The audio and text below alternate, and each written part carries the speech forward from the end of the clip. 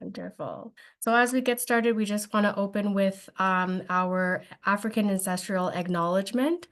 We also acknowledge all treaty people, including those who came here as settlers, as immigrants, either in this generation or in generations past, and those of us who came here involuntarily, particularly forcibly displanted Africans brought here as a result of the transatlantic slave trade and slavery. Today, we pay tribute to those ancestors of African origin and descent. So again, welcome and thank you all for joining us. So just to give a bit of a background of Be the Change. So our organization was established in 2020 with the primary objective of supporting the needs of Black and racialized youth and families. Be the Change offers programming to foster identity and self-esteem in young Black girls, as well as provides crucial services to guide parents and young individuals in their educational pathways and planning to empower them to make informed decisions about their future. Our primary program, the Parent Connections program, which you're joining us here for this evening, provides virtual information and knowledge transfer information for parents to support their children to navigate the education system.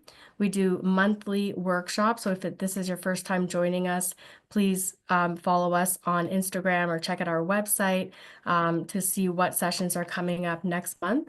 And the secondary program that we offer is our Black Girls Drop Zone, which provides virtual and in-person workshops for young Black girls to develop self-esteem and identity through various activities, guest speakers, and events. We will have some sessions coming up in February and March. So if that's something that your young person might be interested in, then keep an eye out again on our socials for those upcoming dates. So this evening we have with us Nabil and Tiara. Nabil's joining us from Humber College and Tiara's joining us from University of Toronto. So if you guys want to give a wave, I think we're the only ones with our cameras on. So that's fantastic. So Nabil's going to go first and share information with us around the college pathway and answer any questions that you all might have. And then Tiara will share in terms of the university pathway and answer any questions at that point. So I'll turn it over to you, Nabil, if you want to introduce yourself and go ahead and get started. Thank you. Yeah, thank you so much, and thank you for this opportunity. I'm going to quickly share my screen, so hopefully, everybody here is able to see the screen. Can I get a smile, thumbs up? Yeah, you guys, okay, wonderful. So my name is Nabil Rahman. I am the manager of community and partnership development over here at Humber Polytechnic. We recently made a bit of a name change, so it is Humber Polytechnic. And today, what I want to talk to folks here is pathways and pre-college programs. And so really the focus of sort of my discourse with everybody here is going to be focusing on what are programs, how do we engage young folks that perhaps don't currently see themselves accessing post-secondary. Maybe there's a level of apprehension, a level of uncertainty or anxiety, or just a negative experience that they might have had with the education environment. And so this would be some programs that are available at Humber that cater to those individuals who might not be considering post-secondary, but can benefit from being in that space. And so the programs are designed in a way to acknowledge the systemic barriers that exist in accessing post-secondary, and at the same time, creating meaningful and positive experiences with individuals and learners so that they can be in that space should they should their career paths and their educational paths align with that. And so a little bit about Humber, if you're not familiar, we're one of Canada's leading post-secondary institutions. At Humber, you can get a degree program, you can get diploma programs, certificates, postgraduate certificates, and apprenticeship programs. There are over 33,000 full-time students, 23,000 part-time students, 450 full-time and part-time programs, and over 100 different pathways. This is really important I think especially for parents and caregivers to be aware that a pathway is simply a trajectory that a person takes to get into post-secondary. We are very familiar with the trajectory of you go to elementary school, you go to high school, you finish high school, and then you go to post-secondary, right? That is but one pathway, right? There exists over hundreds of different ways that a person can access post-secondary, right? If I can just very quickly share, um, I myself am somebody who I went to college. I went to Seneca College. Then I went to York University. Then I did my master's at what is now TMU. But I failed grade 12 English. And so if I were to look at my younger self in grade 12, failing grade 12 English, and it didn't have anything to do with ability or skill. It just had to do with not having a great experience with the educational space. From there to now, and actually I went back to school and as an adult in my mid 30s to become a registered social worker in 2019. That's a different pathway than some of you might have taken. That's a different pathway than others. But the idea is that's a pathway. And so it's really critical to know of resources of programs that are available that allow us opportunities to integrate back into post-secondary should that be a place where we want to be, right? So not every single pathway is linear. And pathways that are available for those who want to be in post-secondary are really important for parents and caregivers to explore. So a child can feel like they have options, right? A learner can feel like they have options. And so even at Humber, we have options, right? We have different campuses. We have our North Campus, which is located at Rexdale. So that's on Highway 27 and Finch. We have our Lakeshore Campus, which is located on Kipling and Lakeshore. And we have our International Graduate School, which are for a lot of postgraduate business programs. I'll be completely candid. I have actually never been to the International Graduate School. I've been to the Lakeshore campus and the North campus. I was just in those two places today. That's where I would say like 95% of our programs take place from. The Lakeshore campus has a lot of our social service, justice studies, our media programs, and our North campus has a lot of our STEM related programs, a lot of our even fashion is in Lakeshore, but there's also in our North campus. But they're both beautiful campuses to explore. Now, what I wanted to talk to you a little bit about today are post-secondary educational access programs. So what are these programs? So these programs are, generally speaking, non-credit bearing programs to help prospective students prepare for a successful transition into post-secondary. Access programs helps future students navigate the requirements for admission, demonstrate academic readiness, and start down a pathway leading to admission to post-secondary program or apprenticeships. So there's a few different programs that I really want to speak about today. I'll actually focus on the youth transition program, on academic upgrading, on apprenticeship programs, and what's called educational advising programs. I'll really focus in on those programs today due to the constraints of time. So I want to speak a little bit about the youth transition program that's offered at Humber. So the Youth Transition Program is a free program uh, to help youth between the ages of 19 to 29 transition successfully to college, whether they have completed high school or not. Not sure how many folks are familiar here, but if you are over the age of 19 and you have attended high school in Canada, but for so many reasons you might not have finished high school in Canada, there are programs that you can apply for that don't require the completion of high school. So you can write what is called a mature student exam for some programs, and based on the score you receive on your mature student exam, which really focuses on English and math, you can gain entry into a college. And so this program, and in fact, the youth transition program that we offer, the participants in our program, over 30% of our participants have not completed college. Um, and I want you to think about that. Sorry, have not completed high school. My apologies. And if you think about that for a second, that means that for students to be in this program, yet not having finished high school means that there's a desire for them to be in post-secondary. But due to so many different life experiences, systemic barriers, they, might not have finished high school. So this really speaks to the interest and the resilience of the youth that we're working with, and an opportunity to help them see themselves in post-secondary. So we do multiple intakes a year. This is a 7-week program, as I will get to in the next slide. The objective of the program is for folks to develop a personal pathway plan. So this is a program that will help you develop a next step in terms of your personal life and your academic life. What is the next step for you? It will cover the cost of applying for colleges in Ontario. So it's $150 that we cover that you can apply, and any testing fee. So if you have to write a mature student exam and financially it's a challenge to pay for that, it's about $65, we will cover that fee.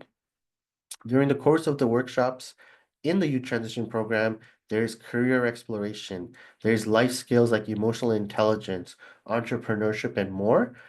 We talk about financial literacy, mental health, financing higher education because it's expensive, and integrating academic upgrading, testing into personal pathways. So many of the times, I think for young folks, they might want to get into a particular sector.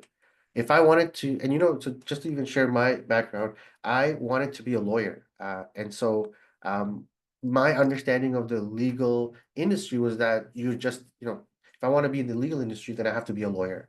Um, I was not aware of, you know, tribunal and court agents. I was not aware of paralegals. I was not aware of law clerks. I was not aware of process servers and so many other positions that exist in that space. And so part of this program is to help folks realize that if you want to be a lawyer, that's fantastic. What is the pathway that you're going to get to make it there, right? This is the timeline that you're working with. Do you have that much timeline available to you? If you do, then that's fantastic because this is the pathway you can take.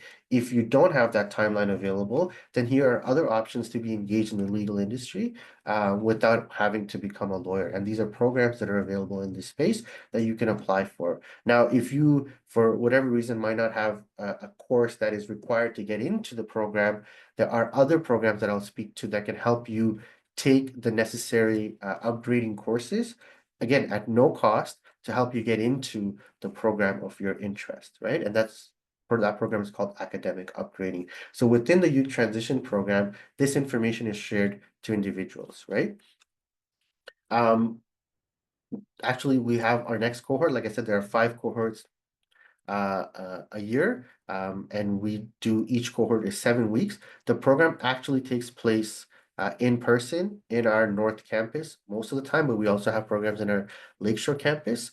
So in the program, lunch and transportation is provided. So you get lunch, and then you get a Presto credit on your account if you come to class. You get enrolled as a Humber student,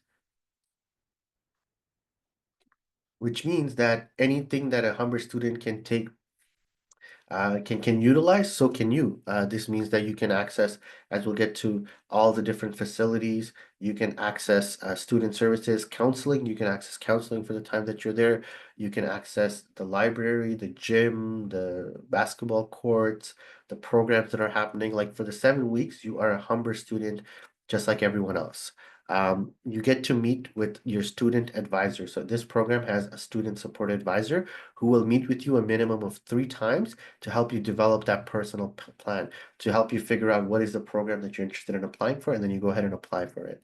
And also part of this program in the 7 weeks is that you take 4 core academic courses. So you take English and you take maths, because those 2 courses are needed for academic competency to be able to be successful in post-secondary. And then we usually offer 2 like electives, like 2 courses that could be business, that could be technology, that could be criminal justice studies. Right now, we're offering virtual reality and design. So in that program, individuals design a 3D virtual space, and then they put on those virtual reality headsets, and they can walk around in the space that they have created, right? This is exposing folks to programs that they might not have even thought existed with softwares and programs that they're working with that they might not have even thought, they would ever do, just to let them see that, hey, is this something that you're interested in? Is this something that you want to pursue further? Um, and most importantly, part of this program really helps young folks be in the college itself. So you're actually showing up to class. Classes from 10 a.m. to 3 p.m. every single day. Sorry, Tuesday, Wednesday, Thursdays, 3 days a week for the duration of those 7 weeks. This truly allows you to see yourself in the space. And I was just having a conversation earlier around how critical it is for young folks to be in places that they've only just heard of. Because once you're in that environment, you can see how high school and colleges are two different spaces, right? What does like 10,000 people, 20,000 people, 5,000 people in one space look like? What does it look like to have class, then to have a break, and then to go back to class again in a different part of the campus, right? These experiences can help somebody be in a space that that they can see themselves in, right? So that's a critical component, and that's why we want to make the program always in person. Like you have to come to class. Um, what are the eligibility requirements for this program? I did see that there was a question. Let me see if I can, oh, sorry, maybe not a question, but a comment. Can somebody see the oops? Nope, I don't see anything yet. Oh, perfect. Unless Sorry. it was sent directly to you, I don't know. Oh, maybe it was. Perfect. Yeah, I will definitely respond to that. So in terms of eligibility, it's 19 to 29 years of age.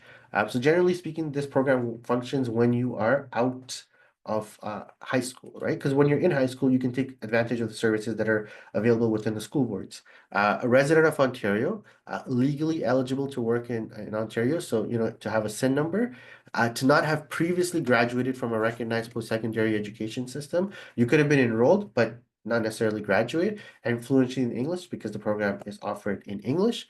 The details of this, of who you need to connect with, if this is a program that you might be thinking of for some youth, is included here. Again, this is being recorded and it'll be shared with you, so this information is available when it gets shared. So that is one pathway that I just shared. Another pathway that I think is really, really important is a pathway that's called academic upgrading. And academic upgrading is a program that's not just exclusive to Humber. I just want to mention that this program is available across all colleges in Ontario at no cost to learners and students. So academic upgrading is a tuition-free, non-post-secondary program offered to eligible students. It's funded by Employment Ontario in collaboration with the Ministry of Labor, Training and Skill Development. And the objective of academic upgrading is to offer high school equivalent courses that students can take, and the grades that they receive can then be used towards their admission process. So they can be used to determine eligibility. So if and I use this example all the time. I was not a person who enjoyed STEM a lot. Um, and as I grew older, now I find myself like watching so many videos about like physics and the universe and the cosmos and just really being fascinated by it.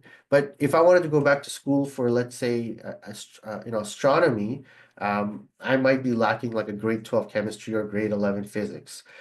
So what this program allows you to do is that I can then take grade 11 physics and or grade 12 chemistry or whatever the courses that I need to take at a college, but that's a high school equivalent course. So this allows me to, show up to campus. Usually programs are offered in a model of different ways. It could be hybrid, it could be in person, it could be completely online. But this allows me to be in a college environment, taking a high school credit that then I can use towards getting acceptance into the program, right? So it's a really awesome program because again, there's no cost to be attending this program. What are the program eligibilities again? You have to be 19 years of age or older, a Canadian citizen or a permanent resident, resident of Ontario, SIN number. This program again is not intended for learners who've completed post-secondary studies in Canada. So if you've already completed a degree, then this program might not necessarily be for you. It's meant to be for those who have yet to get into or complete post-secondary. And again, fluency in English because that's where the competency will be evaluated on. So what are some reasons to upgrade? It allows you to discover your interest and help choose your career path. It strengthens and improves skills from your high school. You upgrade to get entry into programs of your choice. Sometimes you just need a refresher, need some experience in a college environment. You can earn transfer credit. So this, again, the grades you receive here can be used towards determining your eligibility, and it can obviously improve your proficiencies in being successful in an academic setting. The process to become part of the program is you have to write an assessment. The assessment, is to determine your reading, writing, and numeracy and digital skills. Because what ends up happening is if I haven't taken physics in like a long time, and now I'm gonna take grade 11 physics, I want to set myself up for success. And the way to set myself up for success is to determine that if I take grade 11 physics, maybe I won't even pass it. So there are courses that are called like pre-high school equivalency courses. So I can take like a pre-math to get my skills up to a certain level so that I can take the high school, grade 11 high school math, grade 12 high school math, or grade 12 high school biology, right? So there's always this assessment that can help you determine whether you need to take a pre-high school credit or the actual high school credit course. You can register for an information session, and you must register. So one of the ways to register for the program is to register for the information session first. Then you submit an application form, then somebody will meet with you to determine what your interests and your pathways are. And then if it's a good fit, you get into the program itself. The program takes place in a semestered way. So there's a semester in September, in the fall, there's a semester in the winter, and there's a semester in the spring. So every semester you can get enrolled. So if you didn't make it in the winter semester, you can always enroll in the spring semester, right? So the timeline to register is relatively continuous. So just like I was sharing, for example, if your score is, not sufficient to take a high school level credit, then you take a pre. So there's pre-computers, pre-communication, which is English, pre-math, pre-chemistry, pre-biology, and these courses can change, and different colleges offer different types of academic upgrading courses. What you will see as ACE, those are the high school equivalency courses. The pre-ACE are not high school equivalent. The ACE is high school equivalent. And depending on the grade you receive, if you receive a 60% in English and math and two other courses, you receive a certificate of completion. If you get a 70%, you receive an academic career entrance certificate. So this is actually something you can put on your resume. So those are just some of the programs that I mentioned with regards to academic upgrading. I will be happy to take questions at the conclusion of my presentation, which is about to end shortly. I also wanted to speak very quickly about pre-apprenticeship programs, because I think pre-apprenticeship programs are absolutely critical, and along with apprenticeship programs. And Humber offers a range of pre-apprenticeship programs, which are, again, almost often funded by federal or provincial government funding. So that means that there's not a cost to the participant to take those programs. Programs can range anywhere from like 8 to 12 weeks, all the way up to 52 weeks. And as we know, or we might not know, apprenticeship programs function a little bit differently than traditional college programs or diploma-bearing programs, in that to become an apprentice, you first have to secure employment. Your employer has to, say, yes, I'm willing to commit for 4 years for this employee of mine to become an apprentice, right? And in the trades, that's usually how it works. Now, how can somebody make a commitment to a potential apprentice? Is that they need to see that the apprentice is committed. And when they go through pre-apprenticeship programs, when they get some work experience in, it becomes more marketable to the employer to take the students on as apprentice, whether that's in electrician, plumbing, millwright and machinist, horticulture, carpentry, welding, whole list of other apprenticeship programs. The pre-apprenticeship programs helps you learn the tools of the trade, and often in many of the pre-apprenticeship programs, you get a work placement, so you get some experience, it's paid, and then secondly, you get tools. So you get tools and safety equipments that you need to actually do the job included as part of the funding process. And again, this program is offered at no cost, right? This program can be great for those who love to work with their hands, and want to explore that pathway to education and learning, right? There's a slew of different pathway programs. I've included the name of the manager who oversees all our pre-apprenticeship programs. I believe there are some programs that are coming up in April that you can register for. And just to give you an idea, for a lot of the apprenticeship programs, I know everybody, for whatever reason, wants to get into electrician and plumbing, and those are fantastic trades.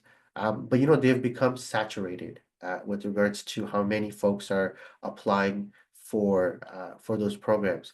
But there are apprenticeship programs like welding, like millwright and machinist, where there's a big demand, especially with automation and all these things that you're hearing about. Millwright and machinists are now a desired apprenticeship program that can actually lead to meaningful and gainful employment.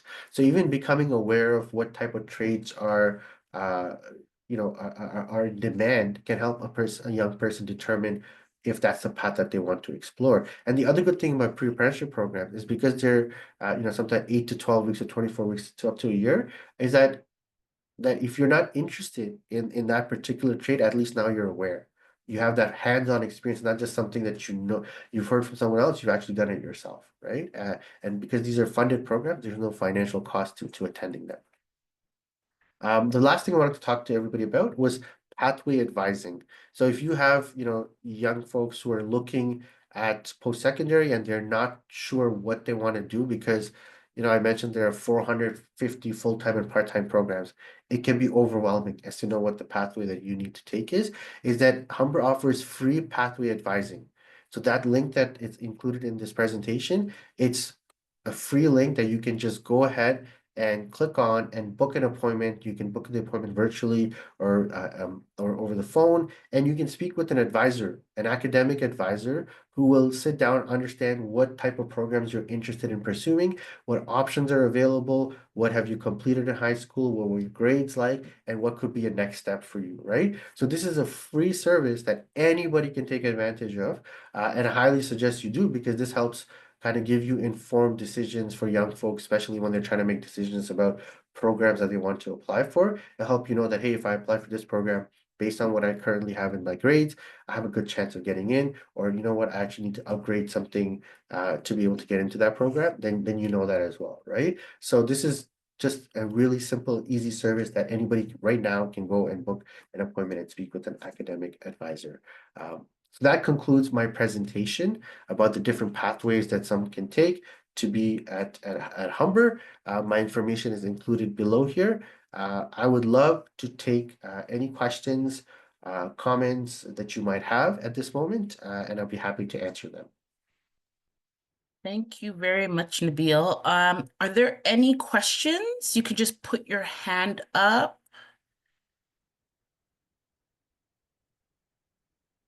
Any questions for Nabil?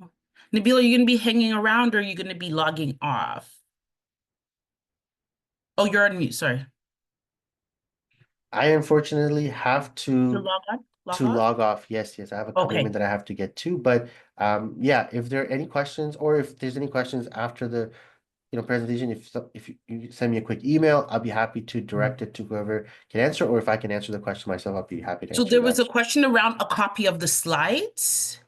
Sure, yeah. Yeah. Yeah, I Okay. can send a PDF. It's not a problem.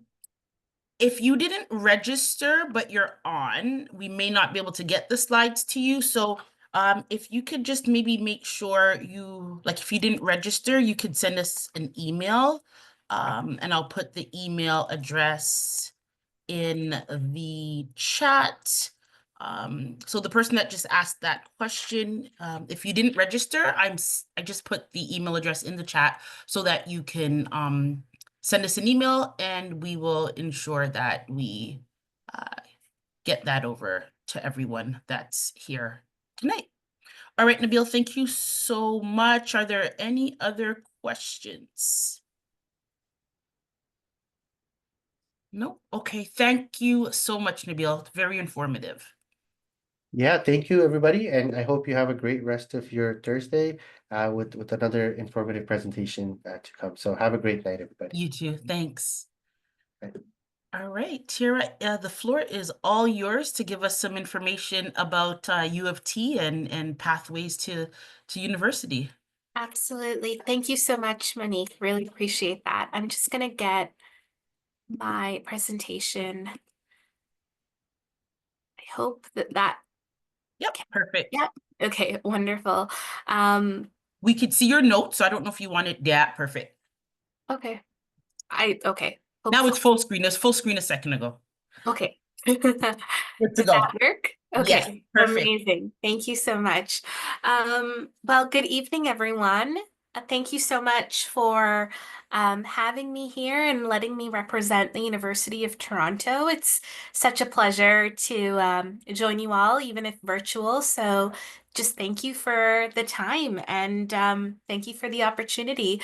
I will say from the start, I have a little bit of a cold, so if audio is ever an issue, just let me know. I'm happy to speak up or enunciate as best as I can under the circumstances. But I'm excited to share with you a little bit about the University of Toronto, and why I humbly believe that it's one of the best places to study and gain an education in Canada and really in the world. And I'll be touching on a couple of, three main reasons why I believe that's the case. This presentation goes by fairly quickly with a lot of content, so I will shamelessly plug that there is a QR code on the screen. If you take a picture or scan that, you get a direct link to contacting me. You'll get my email, and it's basically a form you can fill out, and then any kind of correspondence afterward would come directly to my inbox and we can start chatting. So if it's of any use to you, you can grab a picture of the QR code on the screen, and additional questions can be filtered through that.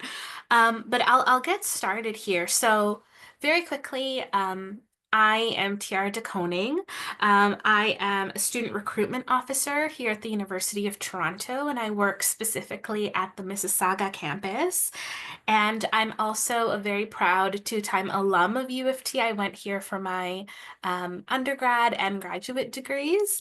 But it's very interesting, and I think, Nabil touched on it as well, that my kind of trajectory and so many of our journeys into higher education doesn't look linear. It's not a straight line. I was a transfer student to U of T, and I came in as a mature student. I was 20 or 21 at the time. And so I admittedly came in with a little bit of a, burnt out critical lens on higher education. I wasn't sure if it was the right fit for me or the right place for me. And I can say confidently that the University of Toronto really shifted the way I saw learning and saw how, how I belonged at the university level and what that meant for my career, what that meant for my future. And it reignited that passion for learning and learning in a post-secondary environment. And so I think now looking back, I can say that it was definitely the right move. And I'm eager and passionate about sharing that news with students that maybe are in a similar position of, I don't know if this is for me. I'm not really sure if this will work out. But if there's a will, there's a way, and certainly we'll talk about that throughout the presentation. Kind of how I've structured this presentation is talking about the three main reasons why I believe U of T is such a special place. One being that we are Canada's biggest and highest ranked university in the country, nationally speaking. We are also a network of communities right at the heart of a very dynamic and diverse region, the Greater Toronto Area. And as a result of that, we can provide students with wonderful variety and an opportunity not only to mingle and engage with different communities and experiences, but truly to personalize their education, to make it meaningful for them. And so I'll touch on those 3 points throughout my presentation. And at the end, I'll talk about really how do we apply? How does that look like? And of course, any questions that you have, we can tackle as well. Okay, so of course, U of T, as many of you know, is Canada's flagship university for research and discovery. We have an incredible reputation that is built up for many, many years, that is based off of academic strength and leadership across every single discipline. And we have really outstanding research scholars within our faculty, certainly, but also within our student body. And as a result of that, we are committed to understanding and solving the challenges that we face today, whether that happens in school or outside of school. And we look for ways as a community to see what is possible for the future. So some of the highlights when we think about Canada or U of T being Canada's top research university is that we have over $1.4 billion in sponsored research funding. As a university, we're in the top 5 in the world for research output. And we have over 290 products or projects that have been brought to the market as a result of students and faculty working and then having that impact in the world. So something that we're really proud of. And I think for a lot of students listening or thinking about U of T, it can intimidate them. But really, the idea is to inspire and to encourage that same level of excellence and engagement with the world can be yours as you attend U of T. Secondly, U of T is, of course, well, this is to reiterate the last point, but the second point is that U of T is special because it's a network. It's a network of unique communities, really within the heart of a dynamic and diverse goodness, a city-based region, I'll say. And so really how we've described our campus is that we are one university, but we have 3 different campuses. And that tri-campus structure really allows diversity and variety in how students learn and how they design their learning environment. The important thing to note is that regardless of where you study, where you choose to study across these 3 campuses, you've made the right choice, because whether you go to Mississauga, whether you stay in downtown Toronto at our St. George campus, or you go out east to Scarborough, you are still getting a U of T or University of Toronto degree. And with that comes an incredible legacy of, excellence in academics, research, community, alumni networks, employability. But it also allows you to say, I was able to belong to one particular community, but also had access to a wide range of resources across the Greater Toronto area. So these are the 3 campuses we have associated with our university. Each of them are unique in their own way, but at the end of the day, you're getting that same level of excellent academic education, rigor, and just opportunity to expand your world upon graduation. And so we can touch a little bit more about the universities, but again, a lot of that information, details on taking tours and engaging with what each campus is really known for, is available on our website. Now, that level of variety, when I talk about variety in terms of the 3 different campuses, is also seen in what you can study, not just where you study, but what you study, and really how you study as well. So the University of Toronto has kind of 7 different areas of academic divisions or faculties. So we have the arts, business, and science, them being kind of 3. We have engineering, architecture, kinesiology, and music. Now, across all 3 of our campuses, whether it's Scarborough, Mississauga, or downtown Toronto, we have programs related to the arts, business, or science. So if any of you in this Zoom room is interested in pursuing something like that, the good news is that you can apply to any campus and you'll likely find programs that suit that interest. Downtown Toronto, our St. George campus is also home to specific professional degree areas, for example, engineering, architecture, kinesiology, and music. Okay, so Again, you have that variety in what you can apply to, and you can also, as you go on further in your degree, you can also pick from a variety of different majors, minors, or what we like to call specialists. And these are basically determined by the number of courses you take. And again, once you kind of delve into that, a lot of more exciting doors are open for exploration in terms of what your academic program looks like. Okay. And I will also note that, I think what's interesting is that, of course, we want to have diversity in where we study and what we study, but even how we study. And so a big part of going to U of T and belonging to a university space is that the learning happens beyond the classroom. In fact, research shows us that the majority of how students really engage and have a sense of belonging and community is not just going to class and coming home. It's really engaging in the student body that they're a part of, finding clubs, finding groups where they're able to identify with, finding, motivation to give back to the community. All those things matter in encouraging you to do better in your academics. So what you do outside the classroom matters just as much as what you do inside the classroom. And at U of T, we have kind of nailed that down to, how can we encourage students to get engaged in their career? How can we encourage students to be engaged in research? And how can we encourage students to be engaged at a global level? So, intercultural exchanges, studying abroad, all that good stuff.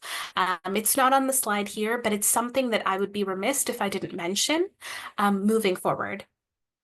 Now, certainly, saying all of this is well and good, but kind of the real question then is, okay, it's wonderful to have these goals, but how do we make it real for students? How do we put that empowerment in a student's hand to say, these are the opportunities and I want to go for them? And a big reason and a big way that we do that is by developing supports and really working for the student, working with the student at the center. And so without exaggeration, we really are here for you, whether it's providing academic or financial advising one-on-one, taking care of your health and wellness, even mental health crises that can often come up throughout the school year, being there for students and providing them with easy access to on-time support. Even when it comes to providing, information and opportunities for them to engage with student council or sports or clubs or other things that matter to them. Even finding housing, which is increasingly an area where students often, worry about finding affordable housing in the GTA. These are all front of mind for us as well. And these are the ways that we support students so that the rest of what they can achieve at U of T and elsewhere at any university can be ensured. So I will say that, and related to that certainly is the idea that you do belong here. A big part of creating those resources and creating an environment where students feel empowered to access those resources is creating an environment where students feel at U of T, I do belong. And so we strive to create an environment, excuse me, that is inclusive, not just providing access, but once you have access to higher education, do you feel included? Do you feel a part of this environment? And so we at U of T are committed to dismantling those barriers that many of us have faced that can often hold back students from reaching their full potential. So you'll see on our campus, if you ever visit, or if you ever know someone who might have interacted with U of T or our student body, you'll see that rich Canadian mosaic that we're known for. And we believe that that's a part of what makes us the best in Canada, that we have a community where students can enrich one another in perspective and experience. And we really hope that as you consider higher education broadly, and perhaps the University of Toronto specifically, that that point will resonate with you as well. All right, now we'll go down a little bit more specific, I think, to the initiatives that we have designed at U of T for specifically Black identifying students. And I think the next few slides in particular are so relevant and certainly very encouraging to see. And I'm happy again to share those resources and links to these websites, links to these clubs and resources after. Or if you email me, I can certainly get you in touch with those programs as well. So really at U of T, and I'll just read some of the descriptions because they've done a much better job than I could have ever explained. But at U of T, you'll not only find supportive communities on our college campus, or within your residence or within your program, you'll also see that we have encourage students to access a number of dedicated Black student communities, from our Black Students Associations to our Caribbean Connections to even the more niche groups that are specific to programs like the National Society of Black Engineers, which you'll see in one of these pictures, or Black Future Lawyers. All of that speaks to those smaller groups, but are so encouraging to see those students in those fields. All of them offer ongoing programming for all 4 years or 5 years that you choose to stay with us at U of T. So it's a great place to find that community, continue to build it, and also to give back to that community as you grow up and perhaps mentor students that continue to come in and have that culturally reflective space. Another great example, and these two I really love as well, is the Black Founders Network, or the BFN. This is an inclusive community for Black entrepreneurs at all stages of their journey. So the Black, sorry. I apologize. Sorry about that. That's what happens when you're on Zoom, I guess. But the Black Founders Network is an inclusive community of Black entrepreneurs at all stages of their journey. The Black Founders Network provides access to resources and the inspiration to build, fund, and scale impactful startups. By recognizing systemic barriers, celebrating Black excellence, and providing allyship, mentorship, and sponsorship for Black founders, as a community, we are building a thriving community of Black entrepreneurs from every industry and at every stage. Similarly, the Black Founders Network and the Black Research Network kind of work hand in hand. So the Research Network spotlights Black research excellence, and that plays an integral part at a research university like U of T, and helps to build that rapport and that vibrant network of award-winning researchers that come from these types of communities and backgrounds. The next few slides also mention a couple of resources that you can access if you are a student here at the University of Toronto. First and foremost, of course, the Future Black Undergraduate Students website.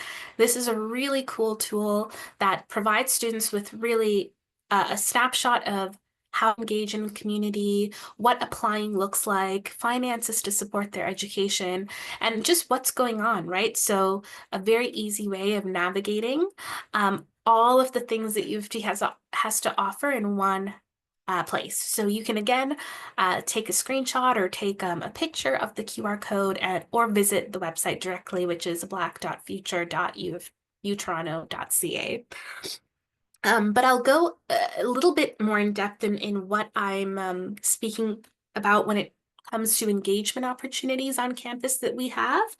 I'll start first and foremost with the African Black Caribbean Student Engagement Programming. So this is designed, and this is at our St. George campus, and each of these programs are kind of spread across the 3 campuses, so I'll make a note of that as well. But this at the St. George campus provides connections to academic, career, wellness, and other services that fosters that sense of belonging and community that we're all after. So in this program, students are able to engage in various different workshops that touch on many subjects and topics that are relevant to them as students. So anything from, financial aid, how do I fund my education? How do I find meaningful mentorship when I'm on campus? How do I engage in campus clubs and student clubs, wellness events? They even have drop-in sessions. So if you need one-on-one advising or academic supports and you don't know where to go, even throughout the semester, you can drop in and get engaged and find that level of engagement and support on campus. And this is particular to the St. George campus. Similarly, the Black Student Engagement and the Imani Mentorship at UTSC. So these two are located at not the St. George, but the Scarborough campus. So one of the programs, the Black Student Engagement Program, provides supports and connections for services, people to cultivate that sense of belonging and community once again. And so we are really encouraged when students seek these supports out, and we are here to support them. So the Office of Student Experience and Wellbeing and Student Life Programs, these are kind of where you'll find those resources. And the Iman Academic Mentorship Program, again, helps to meet those core programming principles of academic excellence. We want them to be Afrocentric programming, community partnerships, and lots of access to post-secondary education as well. And I think that, for example, like at the I keep saying St. George, but it's UTSC, the Scarborough campus. There's like a day in the life of the university students where high school students can come and learn about what it looks like in those spaces. And again, I think as Nabil was mentioning earlier, it's so critical to see yourself in these spaces and imagine yourself being supported and accessing that. And so when it becomes real for you, so much of the next steps become clearer. So in an attempt to do that, these programs and these mentorships exist, and they've seen incredible uptake in terms of students actually applying, getting in, graduating, and continuing to be so successful beyond their time at U of T. Last but certainly not least, at the Mississauga campus where I'm located, we have the Black at UTM and the Black Access to Educational Excellence. And these, again, are umbrella initiatives that emerged out of U of T's Anti-Black Racism Task Force and the recommendations that followed that task force. And so here again, the goal is to display and to showcase Black excellence at the University of Toronto, Mississauga, as well as encourage, well-being and a wholesome environment where Black students, staff, faculty, librarians feel not only included and represented, but inspired, safe, and celebrated. And we do that through one-on-one advising, events and community building opportunities, of course, presentations and workshops just like this. All right. And there are some other ones that are particularly relevant for students that are maybe not in high school just yet, but are interested in those areas. Starting as early as elementary school, there are opportunities to come and be throughout your summer to find mentorship and support, to get a head start in some of the areas that perhaps are underrepresented within the Black community. For example, opportunities to engage in engineering or architecture, design, all that good stuff, kinesiology. And so again, those pre-university programs that are offered really help students envision themselves and find belonging. And then again, encourage that as they move forward. All right. Now, if I've shared all that I've shared and something I've shared with you has sparked an interest and you say to yourself, this is interesting, I want to know more, I want to see how I can apply and join, then this part of the presentation is hopefully relevant and helpful. So really joining U of T is a two-step process. The applications begin on a site called OUAC. If you have applied or are interested in applying, you would have likely done so. Excuse me. done so already through the Ontario Undergraduate Admissions Center. And so this is a general site that houses all the applications that every university or college has. And so students will apply through this site, pick U of T, pick their particular campus, admission category, indicate their areas of interest for future programs, pay their fees, and then continue on with the second part of their application. So this usually takes about 15 to 20 minutes. Again, it's on the OUAC website, and grade 12 students are welcome to apply to U of T through that, make their fee payment. In about a week or so, you'll get a link to the Join portal. Oh, I apologize. Just a quick note about picking programs at this stage. What is interesting is that you'll find that U of T allows students to pick 3 different areas or academic, areas or admission categories that are highlighted in these blue squares here, as long as they are housed under a different academic faculty, which is the white that you see here. So again, students can pick up to 3 different blue squares, also known as admission categories, as long as they are housed under different white faculties. And so if a student is interested, for example, in engineering, they're welcome to pick one of those blue engineering specialties. But if they also want to keep their options open in terms of perhaps computer science at the Mississauga campus or mathematics at the Scarborough campus, they can also do that. And so again, speaking about that variety, speaking about that diversity in programming, you'll see that here in how you pick your programs and admission areas as well on OUAC. But moving on to the Join portal, so that second step, the Join portal is specific to the University of Toronto. So again, OUAC allows students to apply to any college or university, whereas the Join portal is specific to our university.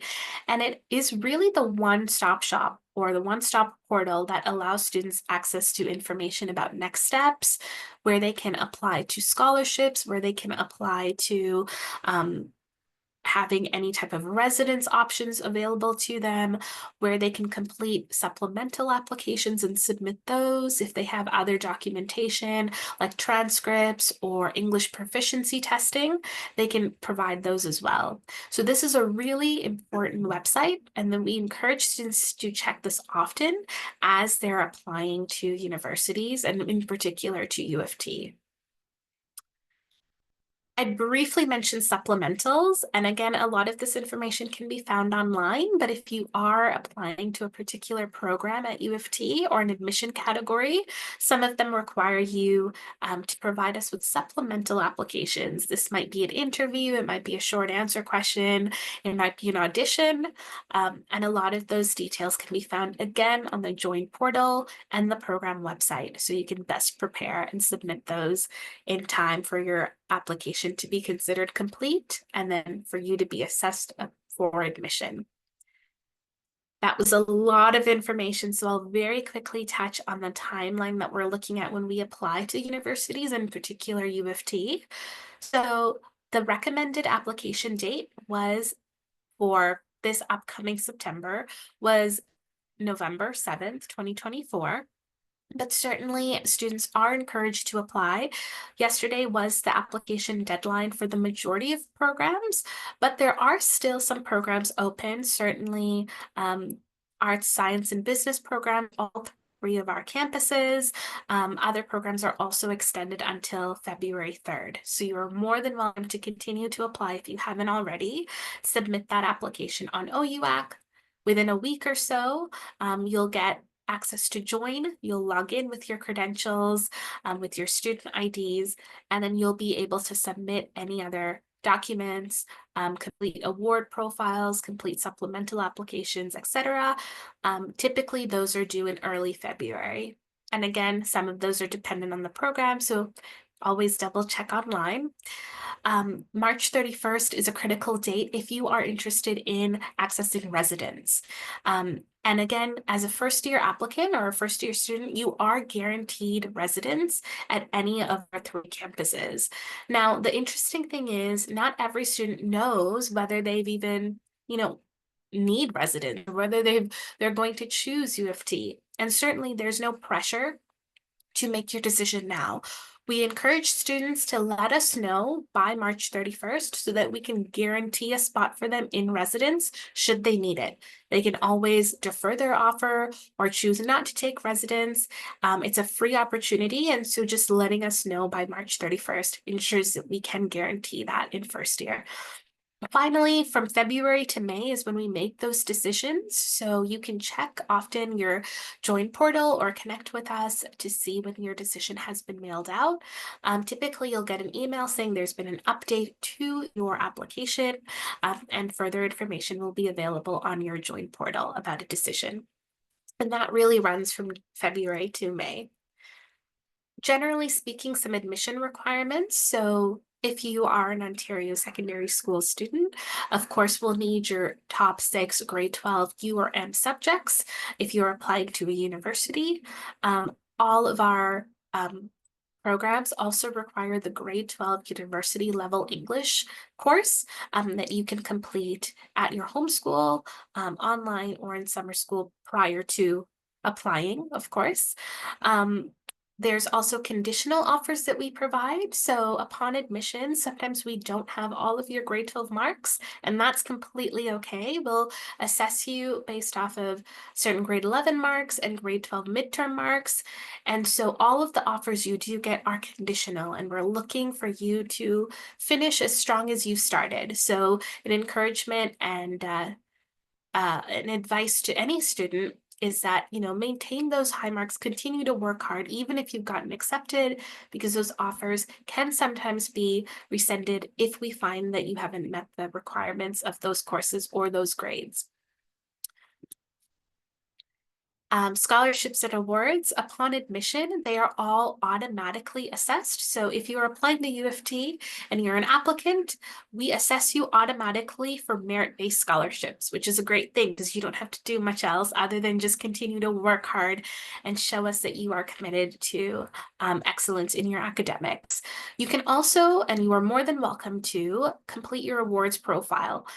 And apply to financial aid within the university. And so if those scholarships and bursaries don't cover all of your funding, U of T may also provide you with a loan in which you'll be able to cover those academic fees, and then continue to study, and then in time pay those loans back. So those are some options. Certainly there's several other options available for students that are identifying within the Black community. We have about lots of renewable, scholarships. I'll name a few here. There's of course the engineering entrance scholarship for Black students. This award is open to any domestic student who identifies as a Black student and who, on the basis of academic excellence and the information provided on their student portal and financial need as well, can be considered for the scholarship. The A.L. Cochrane Scholarship, which is for Black, Indigenous, and students of color who belong to the Victoria College, which is one of the college systems within the University of Toronto. And so they would have to be a Canadian resident or or Canadian citizen or permanent resident for them to be considered for that scholarship, and certainly other ones as well, access to diversity, bursaries at U of T, and lots more. A really cool tool, again, you can scan the QR code, is the Within Reach booklet, information on how to finance your U of T degree, and a guide for first entry programs. So lots of information about scholarships and kind of supports that exist on campus to help you meet your goals from a financial perspective. And that guide is available online as well.